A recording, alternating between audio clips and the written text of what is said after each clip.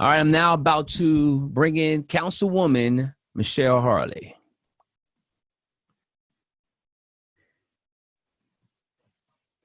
Hey, hey, hey.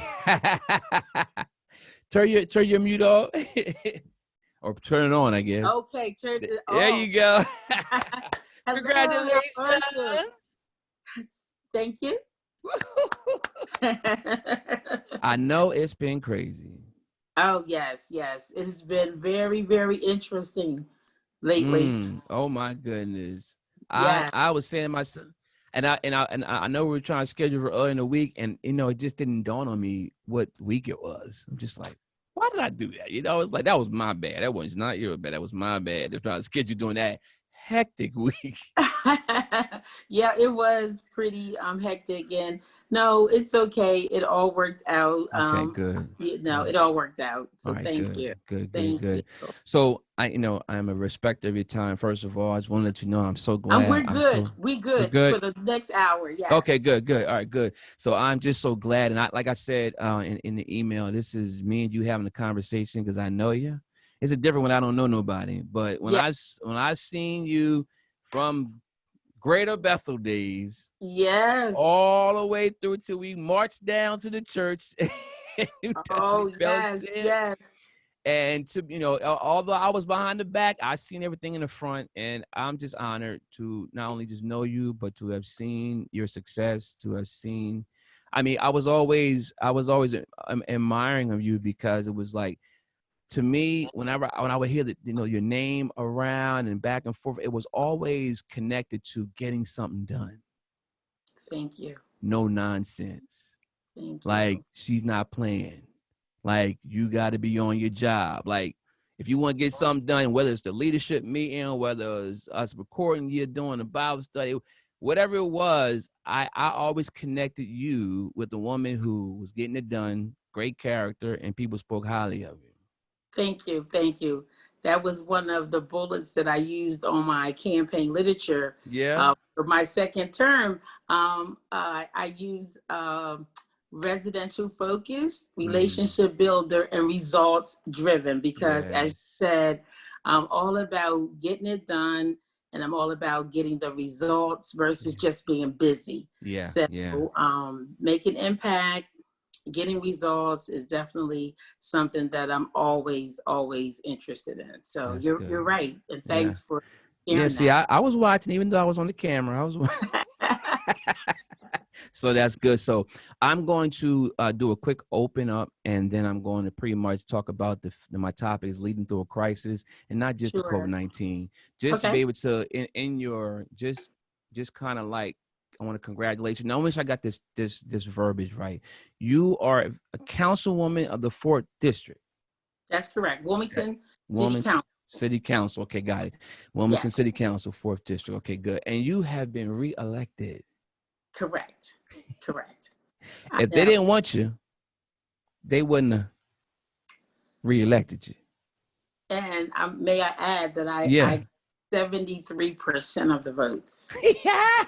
Landslide. That's a landslide, okay? Yeah, that's no joke. That's a landslide. That's not, by any standard. It's funny because I am not heavy into politics, although my dad, but I'm aware of what's going on, right?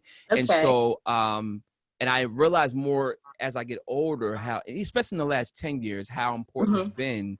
Because like we don't connect. I guess for me, I'd say personally, I never connected the dots with all the different events. I only connected the dots, and I might be speaking for a lot of people. And even though this my show is not just a Delaware show, this is relevant to you over there in the UK too. I'm sure y'all got things differently, but guess what? It's the concept is the same. You got to get to know who you're voting for. That's correct. You know what I was taught to do. Go all the way down, from top to bottom. And I pick one side, and I'm out. So that is the worst way to do it. I found out. Because so now, because of, thank God, the internet's been out, and then we now are being challenged to say, okay, what have they done? Who are they? And not necessarily to say, a liking contest, but a more of a, are they effective? What have they done really, you know? That's correct. And to kind of weed out the people who are there for power, for control. Right. Yeah. So I got it now. So, and I just, you know, you might not know this, but I pray for you, because I pray for people who I know who are in that politics, because it's messy. Thank you. Right. Thank you. Yes. But I also know you're a woman of God, so they really can't go but so far with you. Thank you. That's right. Absolutely. You know what I'm saying? I know I'm always protected. Yeah. There's no doubt about that. So congratulations on your landslide, and I appreciate that. And so I wanted to kind of talk about, you know, how you have led through crises in your life, and then also to encourage people who may be going through something right now, whether it's health or family or finance, and how leaders particularly have you seen having to lead people and having to be able to be a person of influence, and how you were able to get through certain situations and come out on top like you did, with a landslide like you did. Yes. And, yep. So, and that's it pretty much. So, well, let me just start off by just introducing myself. Yep. I'm Michelle Harlee, and I represent the 4th Councilwoman District. And for those that are not familiar with the neighborhoods in the 4th District, it encompasses the Port of Wilmington, Southbridge, the Riverfront, Christina Landing over by ShopRite, Justice and Landing by Del Paz and the movie theater and Starbucks, all of the downtown business district, and the residents that live downtown, a portion of the east side south of 9th Street. And then if you go up 9th to 9th and Walnut, west of Walnut down to 16th Street, on down through by the Brandywine, but south of the Brandywine, which is Midtown Brandywine, which is nestled behind Mickey Moto's and Washington Street L House. And then it goes over to 8th Street between Adams and West. Wow. So those are all of the communities that make up the 4th District. And the 4th District by far is one of the most diverse districts out of all 8 districts in the city of Wilmington. I have what you will call big businesses. I have small businesses. I do have projects within the 4th District. And I also have $1 million homes in the 4th District. We have the corporate headquarters for government, city, state, and federal is in the 4th District. And as I said, we have big businesses. We have the Comores, we have Capital One, Bank, the banks, Bank of America. And so we have mall and pawn shops downtown in the 4th District. One of the things that people may not know is that the 4th District brings in 60% of the revenue for the city of Wilmington. So wow. The 4th District is definitely like a microcosm of the entire city of Wilmington.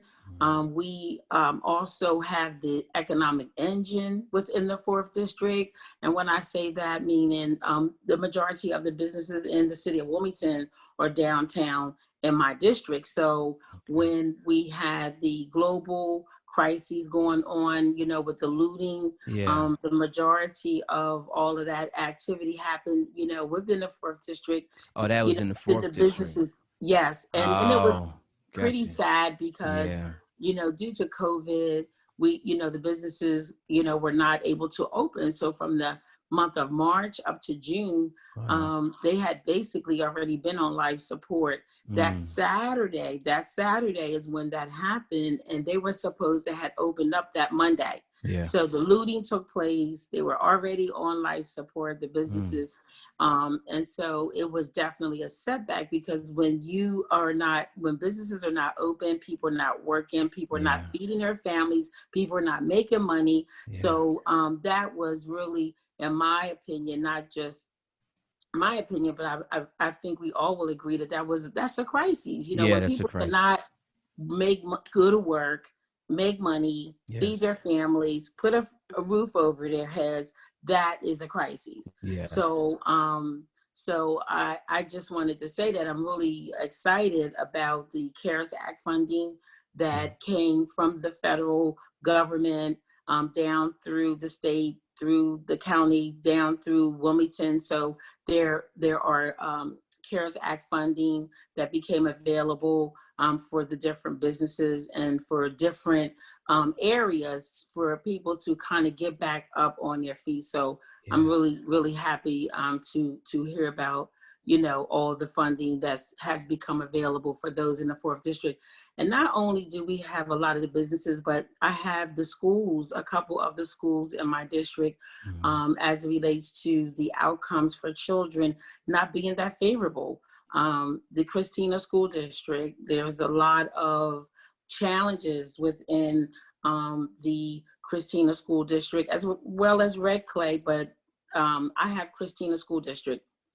I have Bancroft now. Wow. It used to be Elba Palmer, that used to be in Southbridge, but as of this particular school year, they did not open. So I have Bancroft, and so you know, I'm able to advocate, you know, as much as I possibly can, even for the families that live within my district, as far as the children and the challenges that they're having as it relates to schools opening back up.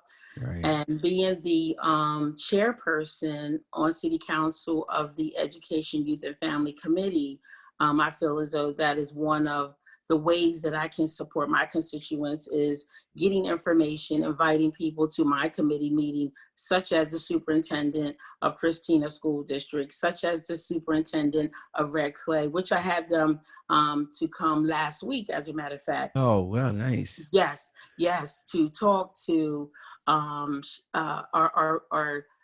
council members, number one, and we video all of our meetings. Okay, right. That's good.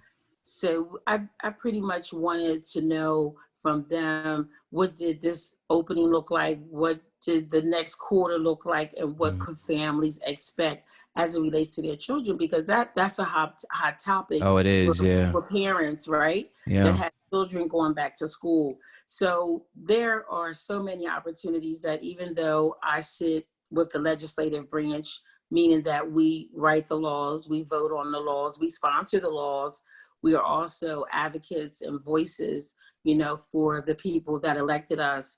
And so that is one of the other responsibilities that we have, in addition to sitting in the chambers, voting on legislation, is being in the community, being that advocate, as I said, and being that voice, you know, for our constituents, to make sure that we're doing the best that we can, and as much as we can, to improve the quality of life for them. So not, like I said, not only am I in the largest business district within the city of Wilmington, but the educational conversation that is going on, like I said, as it relates to the outcomes, the educational outcomes for some of the children in the city of Wilmington. The narrative is that the schools within Christina School District that are outside the city fare much better than the students that are in Christina School District that are in the city of Wilmington. So that's the narrative, okay? So I just believe that if there's a greater need, you know, that's where, you know, you need to spend more of your time. Right. So that's another opportunity for me to be engaged. So it's just another opportunity to serve people. As you said earlier, I've served in the four walls of the church pretty much all of my adult life, up until 2016. Wow, I mean, because I met you way back when, so you came out of that realm. What inspired you to get into politics, though? Like, where did that come? Was this something that's always there, or did the opportunity open up? What made Michelle Harlee want to say, you know what, I want to get into the politics side? Yeah, so good question. So as I was saying, I started working, volunteering, and serving in the church, I believe, in my early 20s, maybe 18. Okay, really, when I think about it. So, as you know, I've served in so many different capacities. So with the New Destiny, they pretty much have 6 major ministries there. You have the worship, you have fellowship, education, small groups, and evangelism, and the children's ministry. So out of the 6 areas of ministry, I had the opportunity to be the associate pastor of 4 of them. Wow. 4 of them. Leadership. Oh my goodness. Yes. That's huge. That's not. I'm not gonna let you go by that. 4. Okay, My 4. goodness, that is huge. Okay. 4 out of the 6. That is beautiful. I was asked to take the lead on managing them, making sure that they were operating efficiently and proficiently. Sure. And so I believe it must have been a good maybe 15 years ago. I'm always praying and asking the Lord, what's next for me, Lord? What's next for me, Lord? Sure. Yeah. And so the Lord had begun to put it on my heart to get more involved in the community. And so when the Lord began to put it on my heart to get more involved in the community, I got involved with the Civic Association. I've owned a house on the east side for 21 years. And living there, I wanted to be involved. So I got involved and I became the president of the Civic Association. So, when you the president of a civic association, it automatically connects you with your elected officials. If you have a active civic association, you want to connect with them to, build your civic and to improve the quality of the neighborhoods that you live in. And then I got involved through being on the civic association. Then I got involved with our political party. I've been involved in our political party, helping to get the vote out for over 10 years. Wow, right? Look at that. Yes, that's community work, right? That's that, they say the iceberg, all you see was on the top, but that's that bottom part of the iceberg you've been doing. Yes. That grind work. Yes, I got absolutely. You. I got you. And so I think, to answer your question, once I became involved with the Civic Association, people literally started calling me and reaching out to me, asking me to get involved in their organizations like Stepping Stones Credit Union. I got a call from Rashmi, who is the director or president of that particular credit union.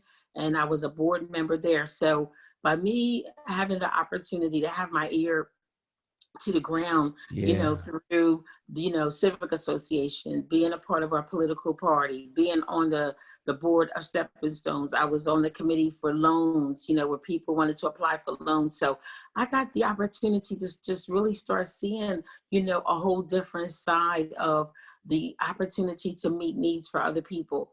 In the 4 walls of the church, you're meeting needs, but it's on a different level. It's mainly spiritual needs, praying, and in that space, it just is one particular way. But in the community, there are so many different needs, people around education, around health, around economics, around environmental. There are so many needs. So when you really begin to think about, in the four walls, there's definitely a need for people to have a good spiritual foundation.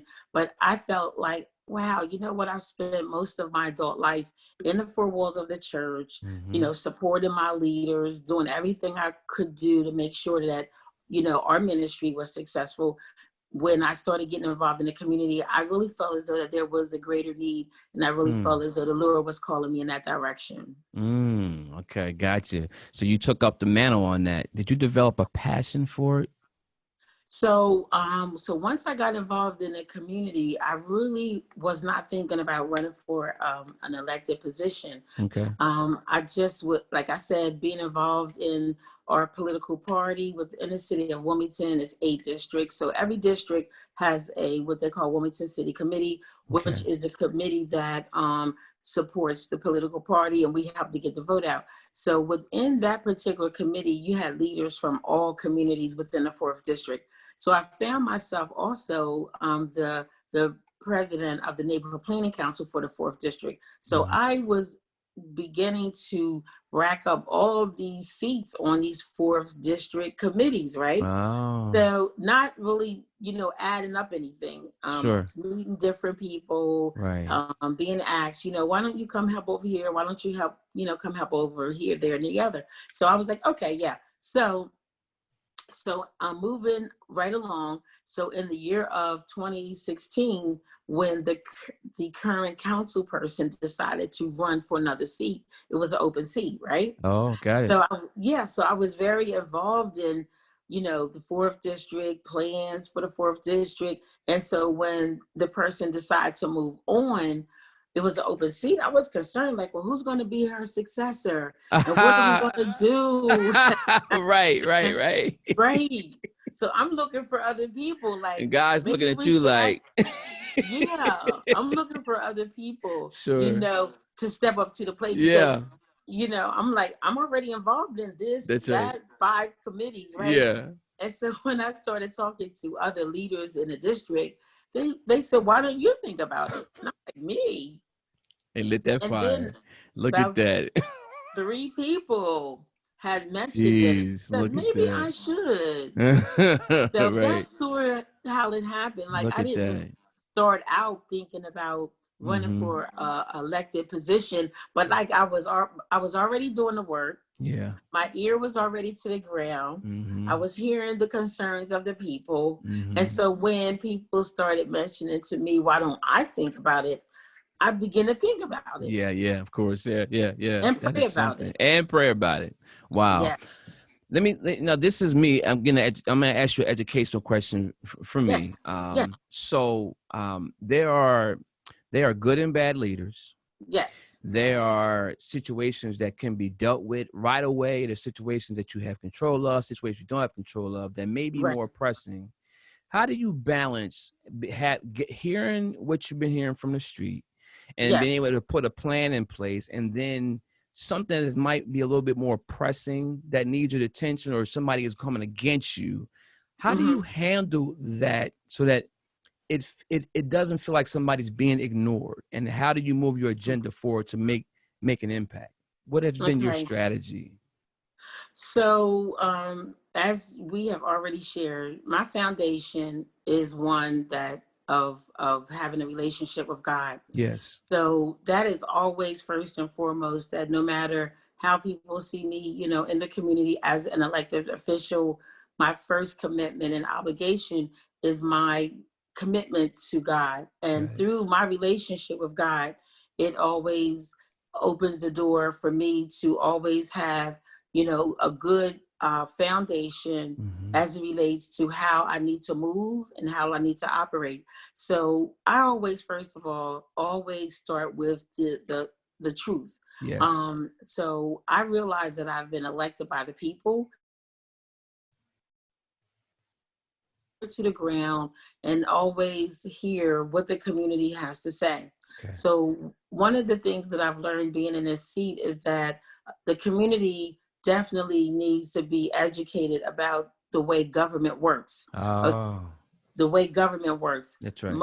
Most of what it looks like on the outside is not how you get things done on the inside. Got it. Okay. Makes sense. And within this lane, it's about negotiation. Got it. It's about give and take. So for me, I'm always educating the community in terms of exactly, first of all, you have to be organized.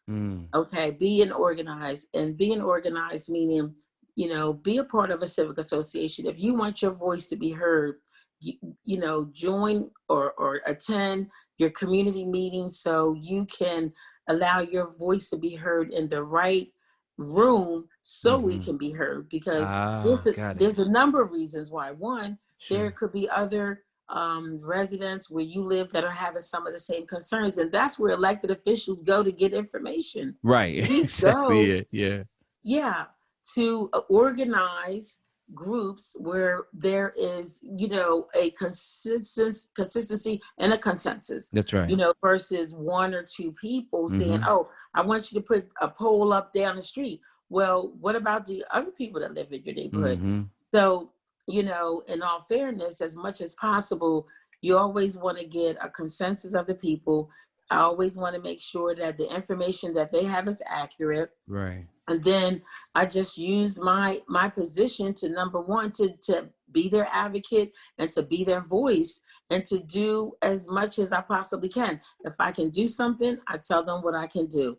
When it's something that requires other votes, hey, I'm 1 vote. It takes 7 votes to pass legislation. So there could be a situation where the people I represent they may want to see a bridge. Let's say, I'm just using that as an example, Yeah. put wherever in the 4th district. Okay, well, the 4th district is a part of the city of Wilmington. So it's not just, my district. So I try to help people to understand that there's 6 other people that have to vote on legislation, and they see how it's beneficial to their districts and how it's beneficial to the city of Wilmington. Now, that's not all the time, but there are times, where I just have to educate my constituents and make them aware.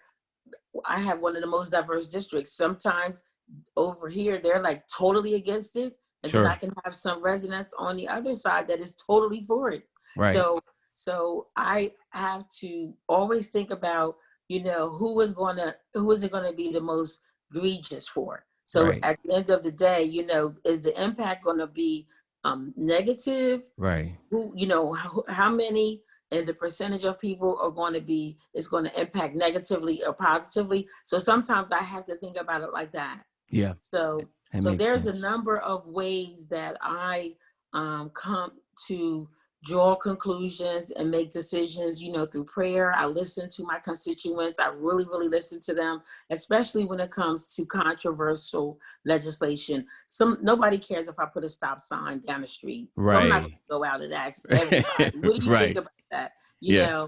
So when it comes to decisions that I have to make that I feel as though, okay, this is light stuff. But when it comes to controversial legislation, I just make sure that I get the voice of the people and as many as I can.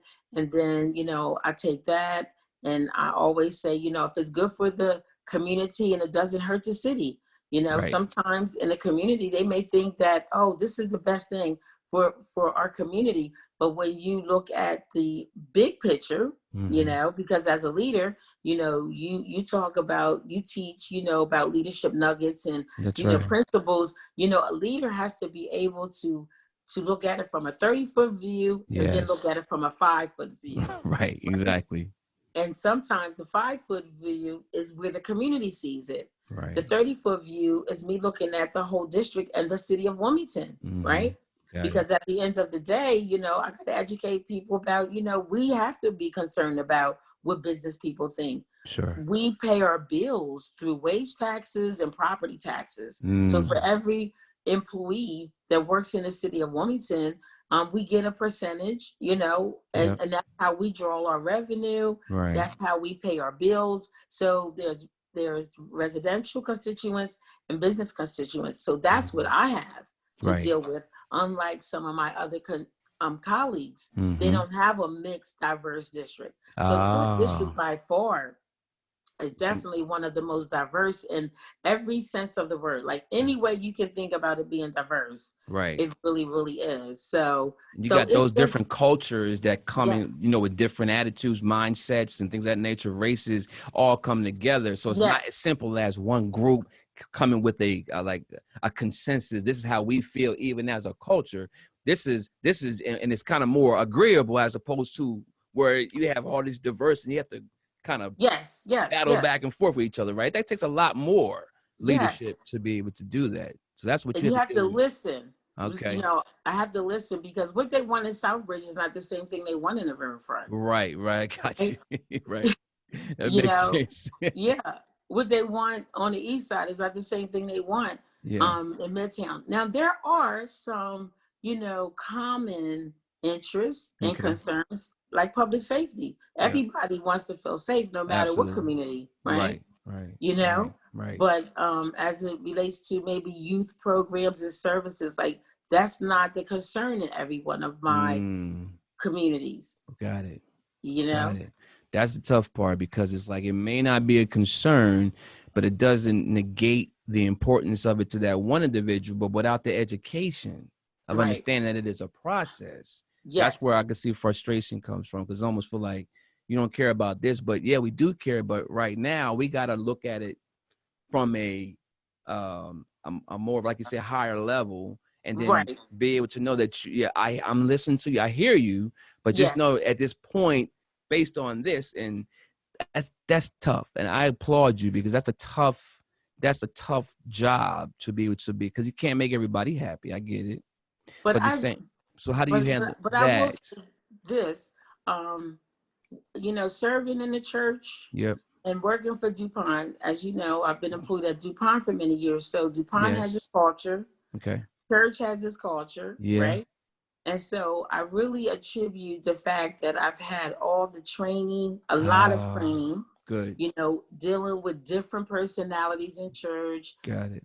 Being a leader, working with other leaders in the church environment. And then at DuPont, I've had to learn how to work with different personalities and different cultures. Yeah. So I really attribute to working there, my experience and training at DuPont, experience and training in the church, in the community as well, before I got elected, to me being able to understand that, okay, this person's needs are just as important as that one over there. I got it. Okay. Right. Makes sense. And like you said, I don't negate anything. Like what's important to this community is important to this community. That's right. I got it. And what's important to that community. So I'm able to switch my hats around.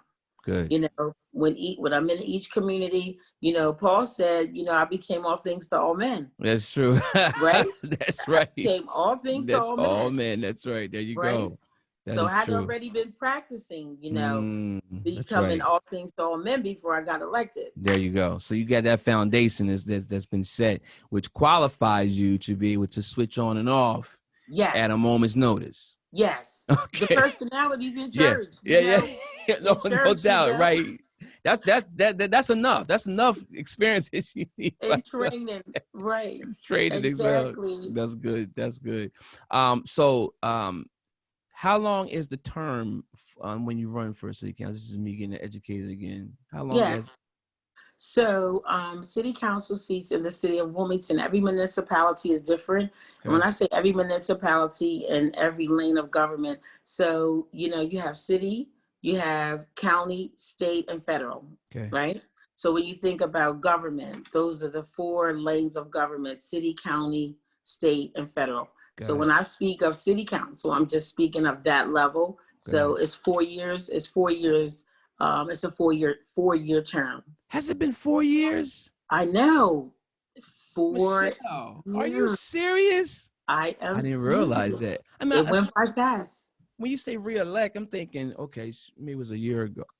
Whoa. No, 2016 was the election, and you start the next year. Yeah. So we start in 2017. That's when we actually, the new session started. Yes. So we're in the 107th session. The 108th session starts in January 2021. Congratulations. That's some work.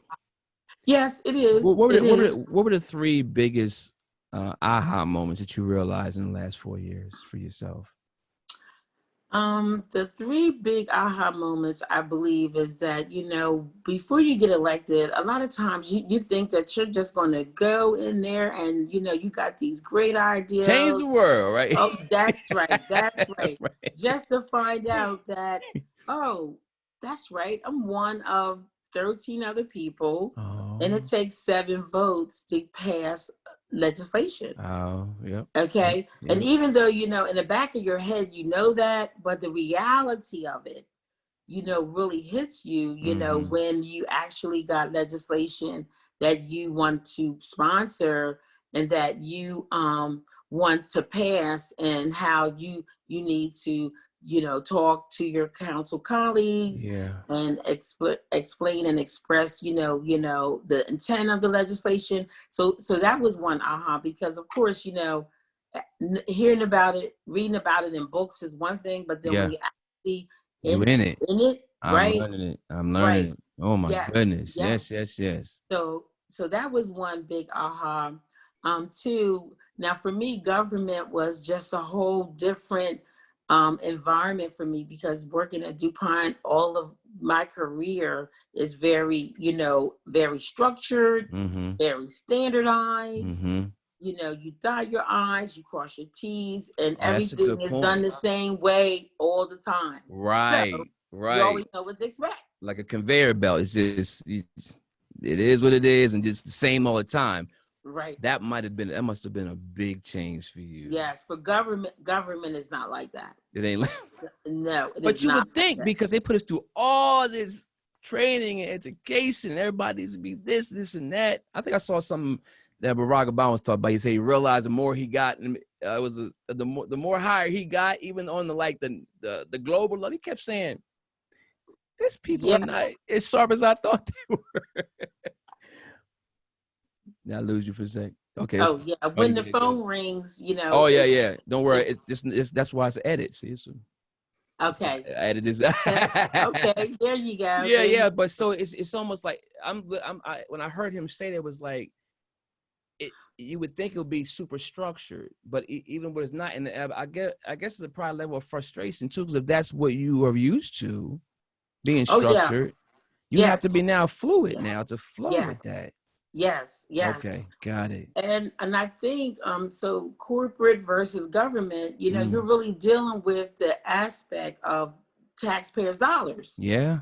So okay, when you go from you got shareholders over here that are at the helm to you have taxpayers' dollars that you're handling, then I think it kind of changes that rigid structure. Got it. The rigid structure, because you have to leave flexibility for those reasons alone. Right. Those reasons alone. So I think that was one of, the kind of like aha moments, just like not having standardized, processes in place. But it's not the worst thing, but you said an aha moment. Yeah. So that was like another one. A big change for me. Yep. That was a big change. And I think really one of the biggest ahas for me is how much the community lacks education and interest. But they have emotion. Say it again. But they have emotion. Yes. Plenty of it. Oh yes.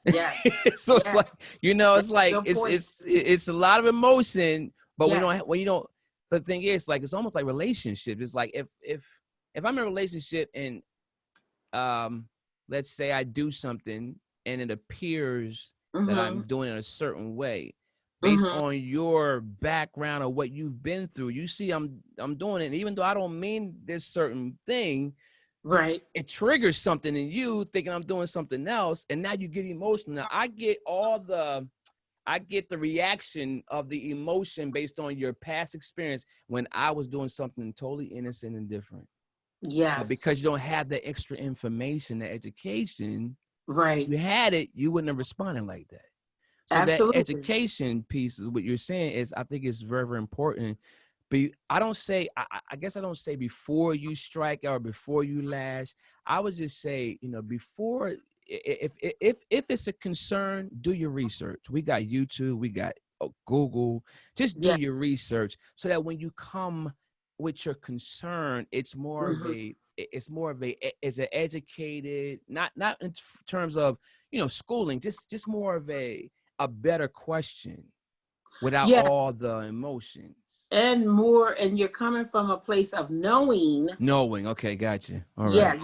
Yeah, you're coming from a place of knowing versus assuming. Oh, yeah. Right? Yeah. So I like what you said about doing your research first, because if you do that first, then you know that you're coming from a place of knowing versus assuming. And so that's very important. And I find myself always educating. Yes, because the community, so the way that I can best describe it is that I think that they get sound bites. Like, think about a CD. You know how a CD, and like when a new song comes out, they'll give you this little sound 13 bite. seconds. Yeah, right. And you're like, okay, and you run off with it. Yeah. But then there's like 5 other minutes to it. Right. And that's the best way that I can describe how I feel that the community comes to us. Yeah. They're coming to us with a sound bite. Yeah. And I find myself always having to educate them about the other 5 minutes that you don't know anything about, because I always hear how much they do at the riverfront, but not in other communities. Yeah. Now, the truth of the matter is that this current mayor spent more money over at Hicks Anderson Center over on the west side on 6th and Madison than they spent at the riverfront in the last 10 years. Wow. More money. Right? Got right there. Yeah. You know? Yeah. But I hear it all the time. You know, they spend all of this money. So our mayor hasn't spent any money, you know, here at the riverfront, you know, but yet he approved $2.4 million for the renovation of Eden Park over in Southbridge. The $2.7 or $8 million for Hicks Anderson is beautiful in there on 6th and Madison. Sponsored, you know, HBCU week, where they bring colleges and universities together and allow our brown and Black children to have access to hundreds and thousands of dollars worth of scholarships. So, you know, there is so many people that get little sound bites, and what I just shared was the other 5 minutes. Sure, I got you. All right, the rest of the story, I got it. Exactly. Maybe the one little sound bite. So it's all about, you know, educating and knowing as much as you can. And I always encourage people, get involved with your neighborhood civic association. Even if you go once a quarter, you don't even have to go once a month. First of all, find out, do they even have one? Because that is where you connect with your elected officials. You know, even on a campaign trail, that's the first thing I always share with people when I'm knocking on the door. You know, I let them know the place where you can see me and meet me and hear me is at the Civic Association meeting. I see. But if you're not going there, then you're going to feel as though you're only seeing me during campaign time. Right. But that's not because I'm not coming to the community. It's that you're not coming to the civic meetings. Right.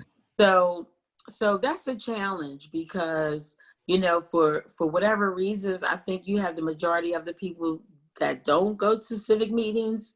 But I do believe that the social media outlets are becoming, you know, other ways that elected officials can get feedback and hear the voice of the people that they represent. Right. So that's the way that I look at it, because again, we have to give the input. Like we hear what the community wants and then we make it happen. Somewhere the narrative got switched around where the community thinks that, oh, your elected official is supposed to come up with it and advocate for it and pass the law. Well, no, we work for you. We work for you, you know? It's just like on your job. You don't show up on your job and nobody tells you what you're supposed to do. Right. You work for whomever you work for. They tell you what it is that they need you to do. That's right. That's how we feel. I'm working for the community. Got it. What do you want to see done? What do you want to see change? What's your interests? What's your concerns? What's your issues? Right? Right. So that is a mindset change, you know, that I'm always trying to share with, you know, those that I represent that are not there. Now, some communities, they know, okay, you know, I meet with them. They'll give me a list of things. We need you to do this, and this, right? Here's your task list right here. Exactly. I got you. Yeah. Okay. All right. So there are communities that know how it works. Right. So part of, you know, my responsibility, I feel as I look at myself as a community leader as well as an elected official. Absolutely. Yeah. Right. Yeah. Yep. So I, you know, make sure that I share that with them, get organized.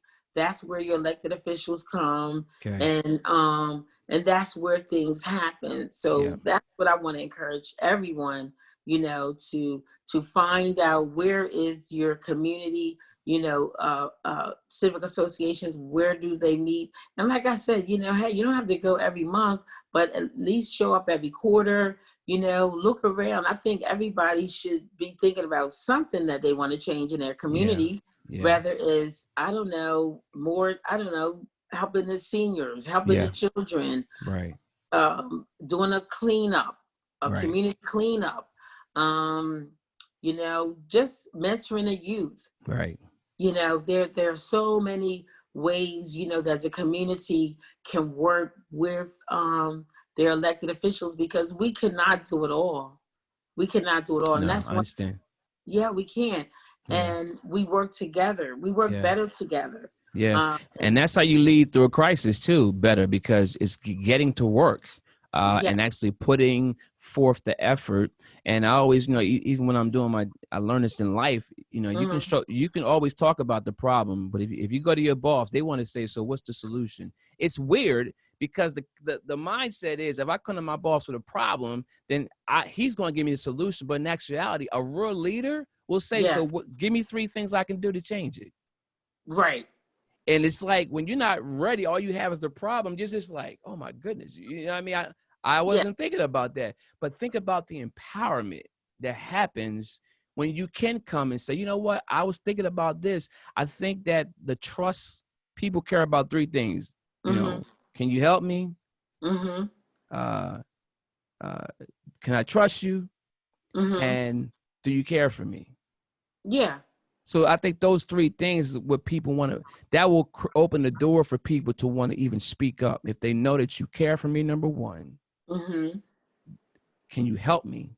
And can I trust you? So do you think that between those 3 things, if one of them is missing, then that's the reason for the non-show up rate? They don't feel that way? I'm sure there are some individuals that may feel that way. But I think it's a mixed bag. Okay. Of course, I would say there are some people that have had bad experiences, but one of my goals was to ask the people that I represent to, can we hit the reset button? Oh, I like that. For me being your 4th district council person. You telling my age now. That's the old school Sega game back in the day. You push that. That's right. Hit that reset button. That's right. Let's start over, right? Okay, right. That's good. That's good. Yes, and as it relates to building that trust, right? Sure. Right. So, and that is important, because a lot of times elected officials get painted with the same brush as the last person, right? And so that had to be a part of my journey in the beginning, asking people if you could just give me a chance, to prove myself. Right. I'm not going to overpromise and underdeliver. That's right. I'm going to tell you what I can do in terms of, what I can do. So that is important, the trust and those different points that you make. But like I said, you have a number of people that, for whatever reason, that they're not engaged. But I think as a leader, you just, pitch your best in terms of you just doing it. Like, okay, somebody's going to be the better as it relates to you making that move. You're not going to, you pitch your net, you're not going to get all the fish, but you're going to get some. You will. And That's so true.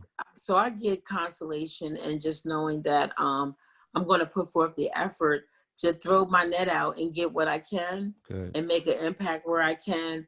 And eventually people will begin to see your heart. Yesterday I got a call from one of my constituents, and it was just so beautiful, for her to tell me, I see your heart, you're for the people, and, just seeing so many beautiful things that I would have never known that she could see that. So my point is that people do see your intent and your good efforts, and we just have to continue with that, and then eventually hoping that more and more and more and more people, will hear or experience, who you are, as a leader, as you stay focused on, being who you are, being authentic, being genuine, and being truthful. I think the default are the things that you mentioned. Yeah, good stuff.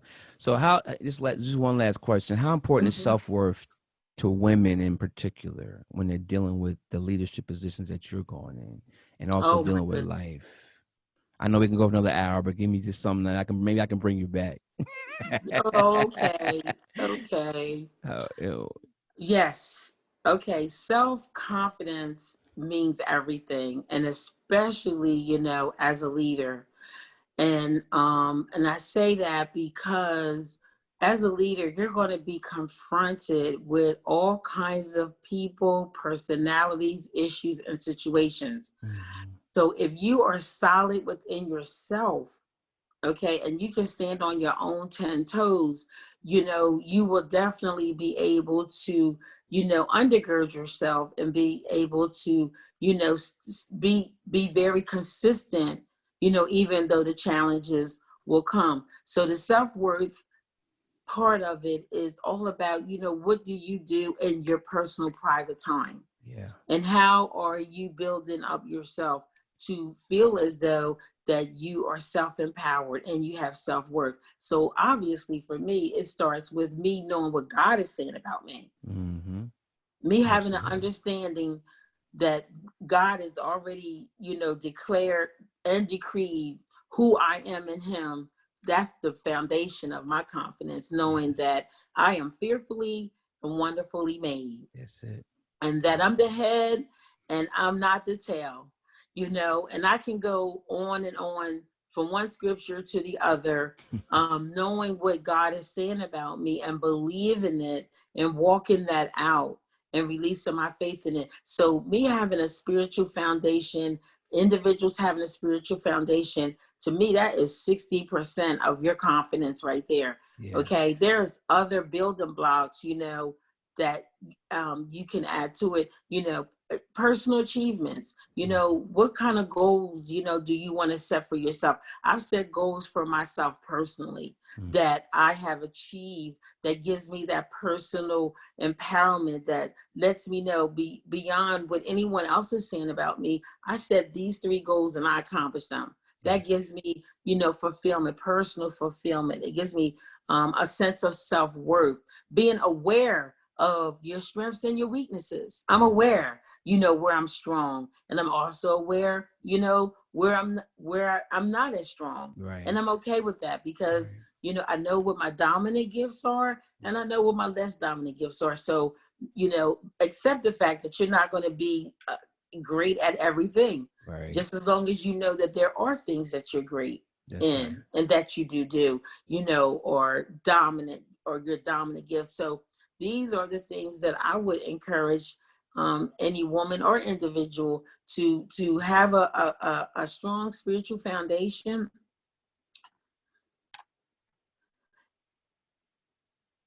Knowing what God is saying about you, and knowing that that is the absolute truth. You know, have your own personal goals that you set for yourself and work on achieving those goals, and you'll always be able to resort back to, you know who you are, and you're happy with yourself. Be happy within yourself, and we, you know, happiness and success means something different to everybody. Yeah. So think about those things that is success to you, not so much what the world says is success, but what does success mean to you? And think about those things. And as you think about those things, then go after those things, and you will be guaranteed to have that self-worth that, you know, that we all need to be, you know, effective leaders. Because if you don't think highly of yourself, it's very unlikely that other people are going to think highly of you, because you're emanating an energy. Okay. Because energy bounces off of energy. Right. And it matters. So that's what I would say. And, you know, what God is saying about you and the messages that you tell yourself are very important. And so you got to make sure that you are speaking, you know, life to yourself, and you are saying good things about yourself. And if there's things that you don't like about yourself, do something about it. Right. Do something about it. You know, every day we wake up is an opportunity to make our life better. Nobody is stuck. Absolutely. You heard it first. Michelle Harlee, 4th District, Wilmington City Councilwoman. And she just got reelected. So we got another 4 years, is that right? Yes. Yes. 4 more years. Congratulations. 4 more years. Congratulations. And how can people get a hold of you if they have questions or concerns? They want to be able to talk to you or have you speak. How can people get a hold of you? Okay. I love people reaching out to me through email, harleemh@gmail.com.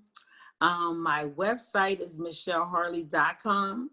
It is in the process of being reconfigured, but that's one way that they can get in touch with me.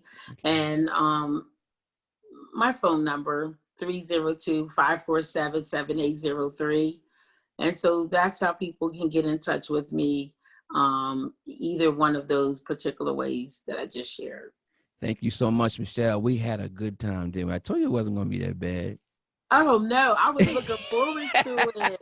I was looking forward to it. And thank you so much for this opportunity. And I just want to say that I'm very proud of you as well. Thank you. I love the fact that, you know, you have garnered and you have embraced, you know, this whole leadership topic and leadership principles, because, you know, I'm a leader's leader too. Absolutely, And you know, and when I see what you're doing, you know, it makes me proud. And I'm really appreciative for this opportunity. And I would love to come back, you know, in the future. Yeah, great to have you back. Absolutely. And, you know, what I love about this, and I really, my wife been telling me to start this because I got, you know, with my media background, I got another podcast. She kept telling me, you got to start this because it's what you're doing now. You change your career. And she was like, but what I love about this is because this focus of this podcast is not necessarily, as you know, being the leader, the Pied Piper. It's about leading yourself. Yes. That's why I wanted to have you on here, because before you can lead anybody else, you got to first lead you. That's why I say it's time to lead yourself first. Yeah. Then you can be able to lead other people. So it's kind of a new concept, but it's a real concept that is true, because it's all about us being accountable to our own self first. Yep. Excuse me. No problem. So I want to thank you so much for being on the show. I'm looking forward to bringing you back. Don't worry, I'm going to edit that out. I appreciate you from the bottom of my heart, and thank you. And just continue doing what you're doing. 4 more years, Michelle Harlee. Thank you. Thank you so much, and have a great evening. God bless you, my sister. Thank you. All right. Thank you. Bye.